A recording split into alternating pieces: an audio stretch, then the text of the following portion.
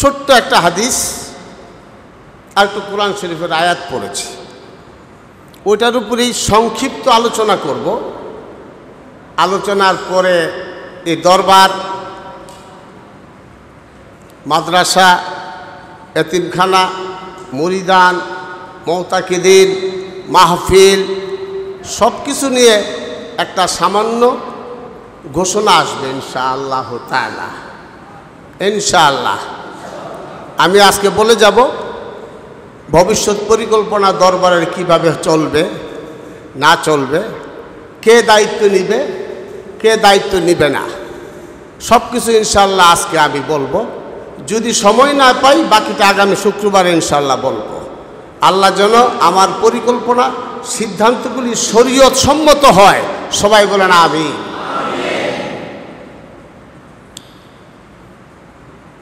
আমরা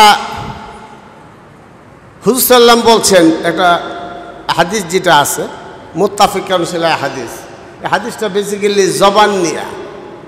জবান বুঝছেন কি বলেন তো? আল্লাহ সান, এই জিহ্বাটা দেখি, জিহ্বা, আমার কথার উত্তর দিয়েন, এটা কি? জিহ্বা। এই জিহ্বাটা অত্যন্ত নরম একটা মাংসপিণ্ড, এবং এটা কোনো হাড় নাই, কিন্তু জিহ্বা অত্যন্ত শক্ত, ঠিক না? এই জিহ্বাটা হলো হৃদয়ের দরজা। মানুষ যখন ঘর তৈরি করে, ঘরে যাতায়াতের জন্য একটা পথ তৈরি করে, এই দিয়া যামু এই দিয়া ঢুকবো, এই পথটা যে আছে, ঘরটা যে আছে, ঘরে ঢুকার জন্য যে এই সুড়ঙ্গটার মতো করে বা একটা বেড়ার মতো একটা ফাঁক করে, এটার নাম কি? দরজা। ঘরের যেমন দরজা আছে, হৃদয়েরও দরজা আছে। এটা হলো হৃদয়ের দরজা। এই জিহ্বাটা এত মূল্যবান, এই জিহ্বাটায় আপনার জান্নাত এবং জাহান্নাম এই দুইটা নির্ধারণ করে। কারণ সুবহানাল্লাহ, এই জিহ্বা যদি আপনার কন্ট্রোলে থাকে আপনি জান্নাতি, আর যদি জিহ্বা কন্ট্রোলে না থাকে আপনি জাহান্নামী। এবং এই জিহ্বাটা কন্ট্রোল করা বড় কঠিন। হ্যাঁ যদি যতই কোন লইল না হ্যাঁ বেশি লড়ে, ঠিক না? হ্যাঁ যদি আপনি সারাদিনও কোন যে এই তুই কিন্তু লড়িস না, কথাবার্তা সাবধান, হ্যাঁ বেশি লড়ে, কারণ এটা কন্ট্রোল করা বড় কঠিন। এই জিহ্বার দ্বারা আপনি ইচ্ছা করলে কোরআন শরীফ পড়তে পারেন, পারেন না? হাদিস পড়তে পারেন, ইসলামী সাহিত্য পড়তে পারেন। মানুষের সাথে যখন আচার ব্যবহার সুন্দর করবেন, জিহ্বা দ্বারাই প্রকাশ করবেন। মানুষকে ইজ্জত সম্মান যা দেওয়ার এই জিহ্বার মাধ্যমেই দিবেন। এই জিহ্বা যদি আপনার কন্ট্রোলে থাকে, আপনার ফাইনাল ডেস্টিনেশন হলো কোথায়? ফাইনাল ডেস্টিনেশন কোথায়? জান্নাত। আর এই জিহ্বা যদি আপনার কন্ট্রোলে না থাকে, আপনার ফাইনাল ডেস্টিনেশন কোথায়? জাহান্নাম। আমি গত কয়েক শুক্রবার আগে একটা হাদিস বলেছিলাম। হযরত আয়েশা রাদিয়াল্লাহু তাআলা আনহার কাছে এক মহিলা আসছিলেন। আয়েশা বললেন, ইয়া উম্মুল মুমিনিন, আমার রাগ খুব বেশি, ভিতরে সাংঘাতিক রাগ, আর জিহ্বা দিয়া যা কই ঠাস ঠাস করে উঠে, কারো দেখে কথা বলি না, কর্কশ খুব বেশি।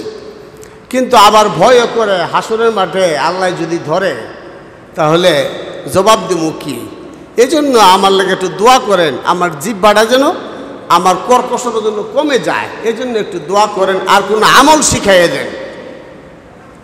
হযরত আয়েশা বলেন, তুমি বেশি বেশি করে মরণের কথা স্মরণ করবা, মৃত্যুর কথা স্মরণ করবা, সবসময় কল্পনা করবা, তাহলে মনটা নরম হয়ে যাবে, জিহ্বাটা তোমার কন্ট্রোল হয়ে যাবে।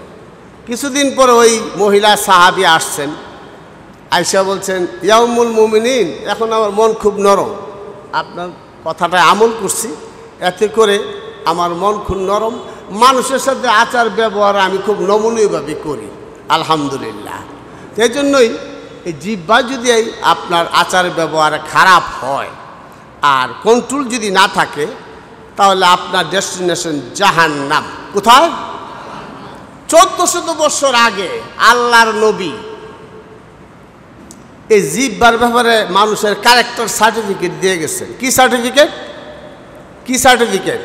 আমি কিন্তু প্রশ্ন করব, ওয়াজ আমনের অর্ধেক অর্ধেক আমার। কি সার্টিফিকেট? ক্যারেক্টার সার্টিফিকেট দিচ্ছেন যে একটা মুমেনের গুণাবলী কি হতে পারে, একটা ভালো মুমেন কি কি গুণ থাকলে হতে পারে। ক্যারেক্টার সার্টিফিকেট আমাদের দেশে দেয়, চেয়ারম্যান সাহেবরা দেয় না, যে এমুকের সন্তান, এমুকে সম্ভ্রান্ত, ভদ্র, নম্র, কত কিছু দেয় না। একটা মানুষের সার্টিফিকেট যে চেয়ারম্যান সাহেব দেয়, সবচেয়ে মজার ব্যাপার কি, যে সার্টিফিকেটটা দিল হ্যাঁ নিজেরই চরিত্র নাই।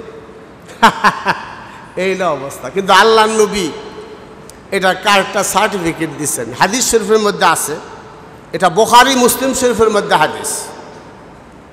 ওয়ান আবি মুসা রাদিয়াল্লাহু তাআলা আনহু ক্বালা কুলতু ইয়া রাসূলাল্লাহ আইয়ুল মুসলিমিনা আফযালু ক্বালা মান সালিমাল মুসলিমিনা মিন লিসানিহি ওয়া ইয়াদিহি মুত্তাফাকুন আলাইহি। আবু মুসা রাদিয়াল্লাহু তাআলা আনহু হুজুর সাল্লাল্লাহু আলাইহি সাল্লামকে প্রশ্ন করেন, ইয়া রাসূলাল্লাহ আইয়ুল মুসলিমিনা আফযালু, কোন মুসলমানরা সবচেয়ে উত্তম ভালো, কোন মুসলমানরা সবচেয়ে ভালো।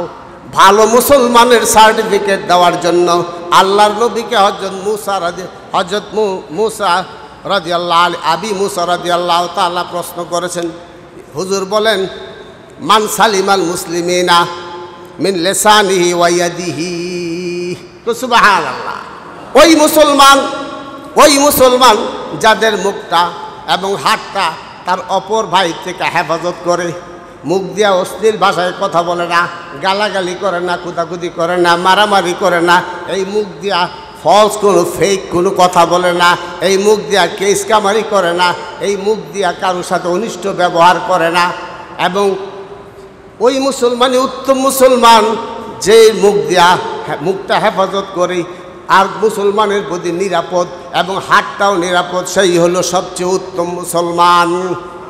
সুবহানাল্লাহ। তাহলে মুসলমানের সংজ্ঞা পাইছেন, একজন মুসলিমিন আফজালুন, কোন মুসলমানরা সবচেয়ে বেশি ভালো। হুজুর সাল্লাম নিজে 1400 বছর আগেই এটার সার্টিফিকেট দিয়ে গেছে। এই হাদিস অনুযায়ী বোঝা যাচ্ছে যে যদি জিহ্বার কন্ট্রোল করা যায় তাহলে আপনি মুমিন, আর যদি জিহ্বার কন্ট্রোল না করা যায় তাহলে আপনার ডেস্টিনেশন কোথায়। তাহলে আমাদের জন্য প্রয়োজন কি, একজন মুমিন মুসলমান হওয়ার জন্য কি গুণাবলীর প্রয়োজন? দুইটা। কয়টা? দুইটা গুণাবলীর প্রয়োজন। এই হাদিস থেকে আমরা এটাই শিখলাম যে একজন মুসলমান হওয়ার জন্য দুইটা গুণাবলীর প্রয়োজন। একটা হলো জিহ্বাকে কন্ট্রোল করা, পারবেন? জিহ্বাকে কন্ট্রোল করা। আরেকটা হলো হাতটাকে কন্ট্রোল করা, কথার আগে ঘুষি বেড়ে বয়ে থাকে। এটা আল্লাহ নবী বলছেন সে আমার উত্তম মুসলমান নয়, উত্তম মুসলমান নয়। এই ব্যাপারে আমাদেরকে অবশ্যই সচেতন থাকতে হবে। আল্লাহ যেন আমাদেরকে কবুল করে, সবাই বলেন আমিন। এবং হুজুর সাল্লাল্লাহু আলাইহি সাল্লাম বলছেন আরেকটা হাদিসের মধ্যে আছে, ওইটা বুখারী শরীফের হাদিস। ওয়ান আবি সাহাল ইবনে ওয়ান সাল ইবনে সাদ রাদিয়াল্লাহু তাআলা আনহু ক্বালা ক্বালা রাসূলুল্লাহ সাল্লাল্লাহু আলাইহি সাল্লাম মান ইয়াদমান লিমা বাইনা লাহিয়াইহি ওয়া মা বাইনা রিজলাইহি আদমান লাহুল জান্নাহ। রাওয়াহুল বুখারী। বুখারীর মধ্যে হাদিসটা আছে। হুজুর সাল্লাল্লাহু আলাইহি সাল্লাম ফরমান, ওয়ান সাল ইবনে সাদ রাদিয়াল্লাহু তাআলা আনহু মান ইয়াদমান লিমা বাইনা লাহিয়াইহি, ওই ব্যক্তি যে নাকি তার জিহ্বার জিম্মাদার হবে, দুই চোয়ালের মধ্যবর্তী মাংস পিণ্ডটার জিম্মাদার হবে, অর্থাৎ জিহ্বার জিম্মাদার হবে, এবং দুই পায়ের মাঝখানে লজ্জাস্থানের জিম্মাদার হবে। কয়টা জিম্মাদার? দুইটা। একটা হলো দুই চোয়ালের মাঝখানে নরম মাংসটার জিম্মাদার, জিহ্বার জিম্মাদার হবে। হুজুর বলেন, কোনো মুমিন আমার বান্দা যদি জিহ্বার জিম্মাদার আমার কাছে দেয় এবং লজ্জাস্থানের জিম্মাদার যদি করে আমার কাছে দেয়, আমি তার বেহেশতের জিম্মাদার হয়ে গেলাম। তাহলে বুঝছেন, এবারে হুসাল্লাম বলছে কোনো মুমিন আমার বান্দা যদি জিব্বার জিম্মাদার হয় এবং যদি লজ্জাস্থানের জিম্মাদার হয়, আমি তার বেহেশতের জিম্মাদার হলাম। সুবহানাল্লাহ। আল্লাহ যেন আমাদেরকে কবুল করেন, সবাই বলেন আমিন। আর যাদের জিব্বার কন্ট্রোল নাই, আছে না, আছে না, যাদের জিব্বার কোনো কন্ট্রোল নাই, এরাই গীবত করে। আল্লাহ আমাদেরকে মাফ করুক, সবাই বলেন আমিন। গীবত করে বুঝছেন, এর কথা হের কাছে লাগায়, হের কাছে হের কথা লাগায়, এটার নাম গীবত। হুসাল্লাম বলছেন ইয়াকুমুল গীবাতা ফাইনাল গীবাতা আসাদ্দু মিনাজ জিনা। বলছে কোনো গীবতকারী হইল সমাজের সামাজিক অবস্থানটা, স্থিতিশীলতা ধ্বংসকারী। কারণ সে সবসময় এখানের কথা হিয়ানে লাগায়, হিয়ানের কথা হিয়ানে লাগে, খুব মজা পায়। কিন্তু হুজুর সাল্লাম বলছেন একজন গীবতকারী জিনার চেয়ে আরো নিকৃষ্ট একটি ব্যক্তি। আউযুবিল্লাহ, নাউযুবিল্লাহ। এজন্যই গীবত যারা গায়, লা ইয়াদখুলুল জান্নাতা নামাম, চুগলখোর, গীবত, এটি একই পাশাপাশি। গীবত যারা গায় তাদের জন্য এরা বেহেশতে যাবে না, না, না। হাদিস শরীফের মধ্যে আছে। ইমাম গাজ্জালী রহমতুল্লাহ আলাই বিদায়াতুল হেদায়া কিতাবের মধ্যে লেখে যে একজন লোক জিনাকারী 30 বার জিনা করলে যেই গুনাহ, একবার গীবত করলে এর চেয়ে জঘন্য গুনাহ। কোন নাউজুবিল্লাহ। তাহলে 30 বার জিনা করলে যে লোকটা যে গুনাহ হবে, একবার যদি সে গীবত গায় এর থেকে আরো বেশি গুনাহ হবে। আল্লাহ আমাদেরকে মাফ করুক, সবাই বলেন আমিন।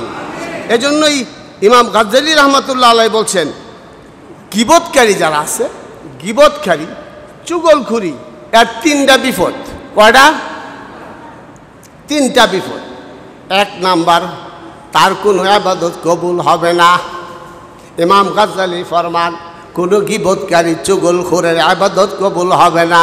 উনি যদি লম্বা পাঞ্জাবিও লাগায়, লম্বা দাড়ি, লম্বা টুপি, ওনারও ইবাদত কবুল হবে না যতক্ষণ পর্যন্ত গীবত বন্ধ না করবে। 1 নাম্বার বিপদ, তার কোনো নেক আমল জমা হবে না। তার কোনো নেক আমল জমা হবে না। যত আমলই করুক, নেক আমল তার থলিতে জমা হবে না। আমরা দেশে মাছ ধরে যে জালটার নাম, এটার নাম কি? জাল। জাল কয় না? জাল যদি ফাড়া হয় মাছ আসবে, কম আইবে, অক্ষরে না আইতো না, কিছু আসবে। কিন্তু ডুলা যদি তলা না থাকে, ফাড়া থাকে, মাছ থাকবে।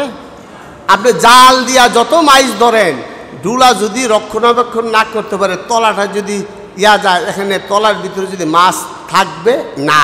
অর্থাৎ যত মাছ ধরেন, ডুলা নামক জিনিসে আপনার কষ্টের আমলগুলি জমা হবে না, ঠিক না?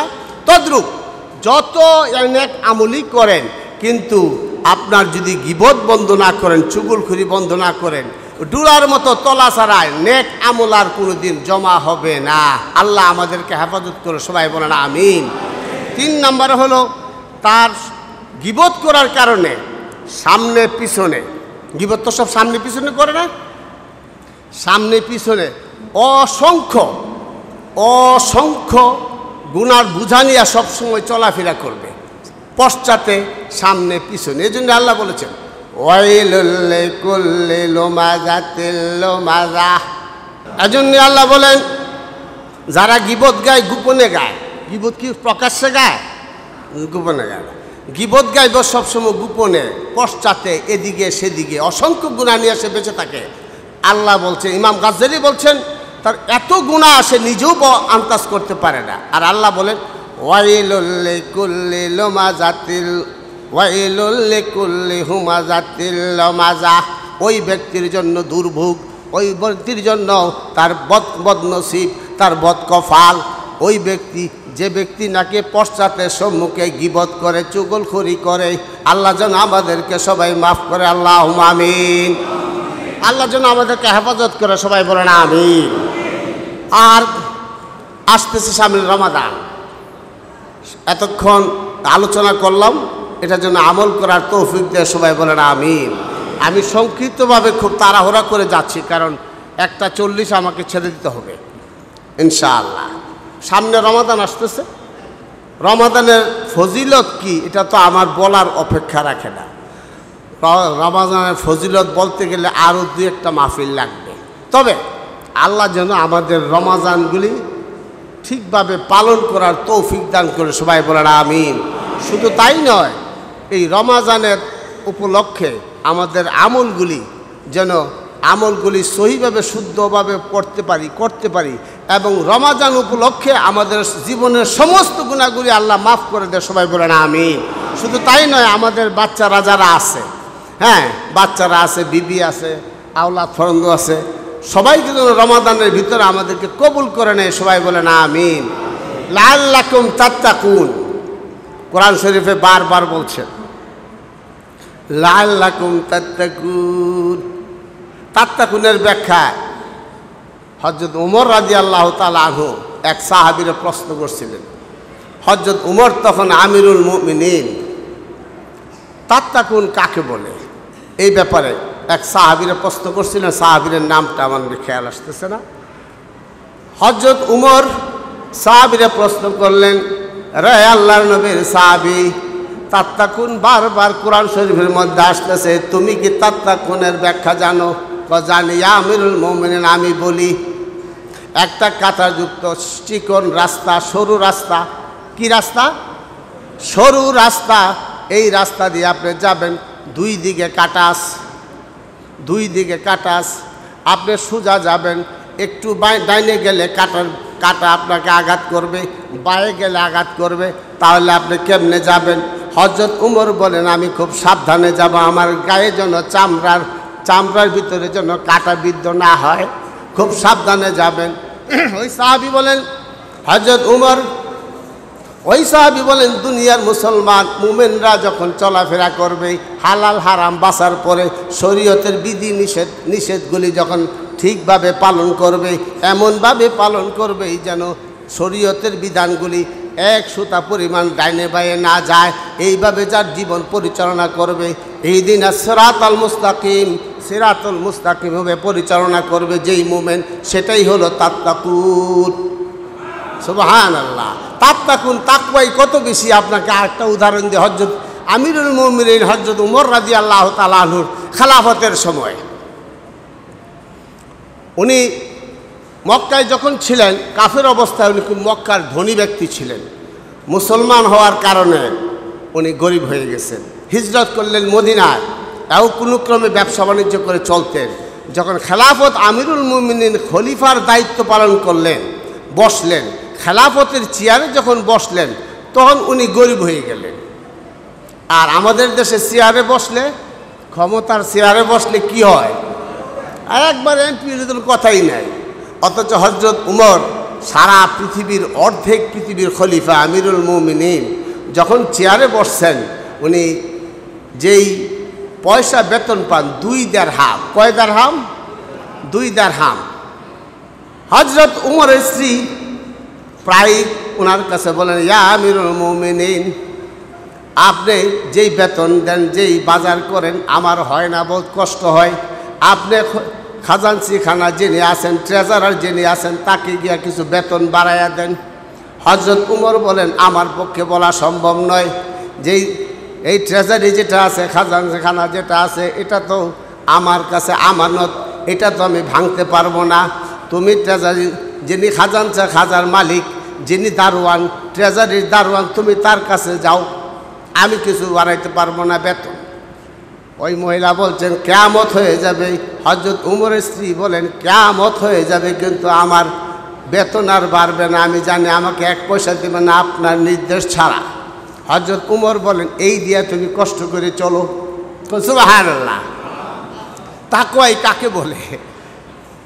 ওনার স্ত্রী মনে মনে ভাবলেন, যাই হোক, কিছু করার তো নাই, বাচ্চাদেরকে আগে রোস্ট, চিকেন, বিরিয়ানি, কুপ্তা খাওয়াইতাম। এখন আপনি আমিরুল মুমিন হওয়ার পরে আমার কপাল ফুটছে, বছরে একবার দেখি না কিছু খাওয়া, সবসময় সাধারণ খাবার, বাচ্চাগুলির কোনো রিচ ফুড খাওয়াতে পারি না। তো বলছে কিচ্ছু করার নাই। তখন হুজুরের স্ত্রী, হযরত উমরের স্ত্রী, উনি করলেন কি, ওই ডেলি কিছু কিছু কিছু কিছু পয়সা রাখতেন, 1 পয়সা 2 পয়সা করে জমা আলাদা করে রাখতেন। অনেক দিন কষ্ট করার পরে কিছু পয়সা হয়েছে, মনের ইচ্ছা হয়েছে যে ছেলেগুলি একটু ভালো খাওয়াবো। একদিন পাক শাক করে সব কিছু রোস্ট, বিরিয়ানি, কোপ্তা সব কিছু পাক করলেন। হুজুর আমিরুল মুমিনিন হযরত উমরের কাছে দিলেন যখন প্লেট, হযরত উমর বললেন, তুমি এই রিচ ফুড, এত উন্নত মানের খাবার, রোস্ট, কুপ্তা, কাবাব পয়সা পাইলা কই? আমি যে বেতন পাই এই দিয়ে তো এটা হওয়ার কথা না। তখন উনি এক্সপ্লেইন করলেন যে আপনাকে যখন আমি গত 1 বছর আগে দাবি দিছিলাম বেতন বাড়ান, উনি বললেন যে না, আমি বেতন বাড়াইতে পারবো না, এটা দিয়ে কষ্ট করে চলো। তারপরে আমি ডেলি অল্প অল্প অল্প অল্প করে রাখছি, রাইখা কিছু পয়সা হয়েছে এক্সট্রা, এইটা দিয়া আমি আমার বাচ্চাদের জন্য আজকে বিরিয়ানি, কোপ্তা, কাবাব, রোস্ট সব কিছু আনছি, বানাইছি। হযরত উমর খাবারের থালাটা ঠেলা দিয়ে ফেলে দিয়ে বললেন যে মসজিদে নববীতে মুয়াজ্জিনকে বলে আজান দাও। মুয়াজ্জিনকে বেলা বাজে 10টা, কি এর আজান দেবো? ফজরেরও নাই, জুহরেরও নাই, আজান দাও। তখনকার সময় আজানের একটা প্রচলন ছিল, ইমার্জেন্সি যদি কোনো খলিফা যদি ইমার্জেন্সি কাজ হইতো, রাষ্ট্রীয় কোনো কাজে, তখন আজান দিত মসজিদে নববীতে। খলিফার নির্দেশ দিল আজান, সবাই আসছে, ব্যাপার কি? গুল হয়ে বসলো যে দেখো আমারে 2 দিরহাম বেতন দিছো তোমরা, আমি চলছিলাম, এখন দেখতেছি 2 দিরহাম আমার মাসে লাগে না। সুবহানাল্লাহ। কারণ আমার স্ত্রী আজকে যে খাবার দিল এইটা 2 দিরহাম থেকে বাঁচায় বাঁচায় দিছে, সুতরাং তোমরা বেতন আমার আরো আধা দিরহাম কমাও, আনলে আমি রিজাইন দিলাম। সুবহানাল্লাহ। এবারে বুঝছেন তাকওয়াই কাকে বলে? আধা দিরহামের জন্য না জানি আল্লাহর কাছে জবাব দেওয়া লাগে। হযরত উমর এইটাতেই পেরেশান, এটাই বলে তাকওয়া। আল্লাহ যেন আমাদেরকে তাকওয়া অর্জন করার তৌফিক দেয়। সবাই বলেন আমিন। রমজান উপলক্ষে আগামী জুমাতে আমি কিছু কথা বলবো, আজকে আর বেশি বলি না। ওমা তাওফিকি ইল্লা বিল্লাহ। এবার কিছু দরবারের ব্যাপারে কিছু কথা আমার আছে, যেহেতু আগামী জুমার পরে আমি হয়তো থাকবো না ইনশাআল্লাহ। আব্বা ইন্তেকালের পরে, আমাদের মরহুম পীর সাহেব কেবলা ইন্তেকালের পরে এ দরবারে একটা শূন্যতা দেখা দিয়েছিল।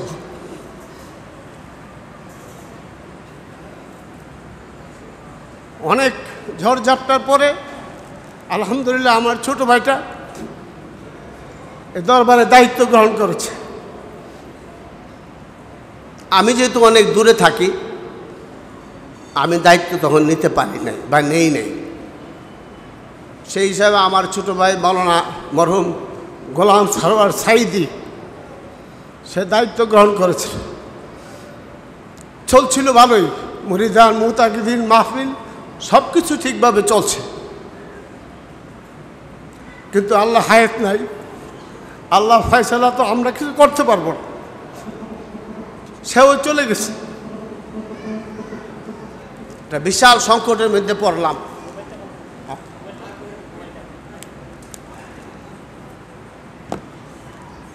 বিশাল সংকটের মধ্যে চিন্তায় পড়ে, অনেক চিন্তা ভাবনা করে, আমি থাকি এখান থেকে অনেক দূরে, হঠাৎ করে ইচ্ছা করলে আসা যায় না। আমি আসলাম দরবারে, কিভাবে চলবে, কে চালাবে, কার নির্দেশনা চলবে, মুরিদান, মুতাকিদিন, মুহিব্বিন, মাদ্রাসা, এতিমখানা, হেফজখানা কিভাবে হবে, মাহফিল কিভাবে হবে, সব কিছু চিন্তা ভাবনা করে একটা ছোট্ট একটা পরিকল্পনা নিয়েই বেসিক্যালি আপনাদের সামনে আমি হাজির হয়েছি। শরীয়তের সুন্নত অনুযায়ী হালাল হারামকে চিন্তা করে, কারণ এই দরবার সহি দরবার, আলেমের দরবার, এখান থেকে কোনো বেদাতের কোনো কাজ হয় নাই, হবেও না ইনশাআল্লাহ। ইনশাআল্লাহ আল্লাহ যেন বেদাত থেকে হেফাজত করে, সবাই বলেন আমিন। মরহুম দাদা পীর সাহেব কেবলার একটা ওসিয়তনামা আছে, উনি লিখে গেছেন। আমি আজকে মুরিদান মহল সহ গ্রামবাসী, এলাকাবাসীকে জানাচ্ছি, এবং আমি দেখতেছি মিডিয়াও আছে, যেহেতু মিডিয়া আছে এই কথাটা সব জায়গায় চলে যাবে। মরহুম আজগর আহমদ সাহেব উনি ইন্তেকালের আগে একটা লিখিত রেখে দিয়ে গেছেন। লিখিতটা আমি দেখছি, আব্বা আমারে দেখাইছে। আমার এই দরবারের মসজিদ, মাদ্রাসা, এতিমখানা সব কিছুর মোতাওয়াল্লি হবে আমার আওলাদদের ভিতরে যারা আলেম, যারা আলেম। তাহলে উনি শব্দটা উচ্চারণ করছেন, আলেম হইতে হইবে শর্ত। অগত্যা কোনো কারণে যদি আলেম না থাকে তাহলে 10 জন মুহাক্কিক আলেমের সমন্বয়ে যে সিদ্ধান্তটা হবে আপৎকালীন সময় পরিচালনার জন্য, সেই গদিনিসীন হবে। আবার যখন আমার আওলাদদের ভিতরে কোনো ব্যক্তি যদি উপযুক্ত হয়ে যায়, সে আবার গদিনিসীন হিসাবে অটোমেটিকলি দরবারে দায়িত্ব গ্রহণ করবে। কিন্তু শর্ত হইল আলেম হইতে হবে। কি হইতে হইব? আলেম হইতে হইব। তাহলে দাদার ওসিয়তনামা অনুযায়ী এ দরবারে যেই দায়িত্বে থাকবে সে একজন আলেম হতে হবে। সেই হিসাবে আলহামদুলিল্লাহ আমার আব্বা মুহাক্কিক আলেম, মুহাদ্দিস ছিলেন, মুফতি ছিলেন, স্যার আপনারা জানেন। আমার ছোট ভাই প্রিন্সিপাল ছিলেন, একজন আলেম ছিলেন। আর ইন্তেকালের পরে এখন এই শূন্যতা বিরাজ করছে। এই দরবার কিভাবে পরিচালনা হবে? মুরিদান, মুতাকিদিন, মুহিব্বিন সবাই আমাকে এই প্রশ্নটা প্রায়ই করেন। আমি আসার পরে আমার মনে হয় হাজারো প্রশ্ন আসছে এই ব্যাপারে। এজন্য এই প্রশ্নের সমাধান লক্ষ্যে আজকে আমি কথা বলছি। যেহেতু গোলাম সুবহানি আমার ভাতিজা, এখন সে লেখাপড়া করছে, এখন যদি দরবারে তাকে দায়িত্ব আমি দেই, আর সে এখনো আলেম হয় নাই, এখনো আলেম হয় নাই, তাকে আরও 4 থেকে 5 বছর সময় লাগবে। সে যেহেতু আলেম এখনো হয় নাই, আলেম হওয়া পর্যন্ত আমাদের অপেক্ষা করতে হবে। এই ফাঁকে দরবার কে পরিচালনা করবে? আমার আব্বা আমাকে খেলাফতি দিয়ে গেছেন এবং দাদার লিখিত অনুযায়ী আমি কিন্তু দরবারের গদিনিসীন এবং দরবারের মোতাওয়াল্লি আমি এই মুহূর্তে। ইচ্ছাই হোক অনিচ্ছাই হোক, এখন আমি দরবারের বলেন দরবারের কি? আমি মোতাওয়াল্লি। সুতরাং দরবারের মোতাওয়াল্লি হিসাবে আমি শরীয়তের সব ধারা উপধারা চিন্তা ভাবনা করে, কারণ কোনো আলেম ছাড়া এই দরবারের দায়িত্ব নিতে পারবে না, এটা দাদার ওসিয়ত নামে লেখা আছে। সেই হিসাবে আমি চিন্তা ভাবনা করছি, সুবহানি যতক্ষণ পর্যন্ত বড় না হবে, আলেম না হবে, ততক্ষণ পর্যন্ত সে দরবারের পীর সাহেব হিসেবে কোনো ভূমিকা রাখবে না, পীর সাহেব হিসেবে ভূমিকা রাখবে না। তবে মসজিদের জুমার খুতবা সে দিবে। সে যখন থাকবে না অথবা না পারবে, আমার ছোট ভাই মাওলানা মুহাদ্দিস মাওলানা মুসলিউদ্দিন সে দিবে। তার সহযোগী হিসাবে সবসময় তাকে হেল্প করবে। উস্তাদ হোক যাই হোক, সে হেল্প, উস্তাদ এবং চাচা দুইটাই, সে সবসময় হেল্প করবে। এটি হলো 1। 2 নাম্বার হলে আবার মাহফিল আসেন। আমাদের এখন মাহফিল হয় 2টা, বছর 3টা। একটা শবে বরাত, শবে কদর আর বাৎসরিক মাহফিল। শবে কদর এবং শবে বরাতের মাহফিল সব কিছু পরিচালনা করবে, দায়িত্ব সব কিছু, সকালের মুনাজাত সব কিছু করবে গোলাম সুবহানি। তবে আমার স্নেহের ছোট ভাই গোলাম খাবির এবং গোলাম হাদি, এরাও তো গোলাম হাক্কানি সাহেবের আওলাদ, আজগর সাহেবের আওলাদ, এরাও কিন্তু আলেম। আমি এদেরকে বলেছি তোরা আস, এরা বলে যে না, সুবহানিকে গঠন করার দায়িত্ব আমাদের, আমরা করি। এদের নির্দেশনা, পরামর্শ এবং তাদের পরিচালনায় পরামর্শ অনুযায়ী, নির্দেশ অনুযায়ী গোলাম সুবহানি মাহফিলে মুনাজাত করবে।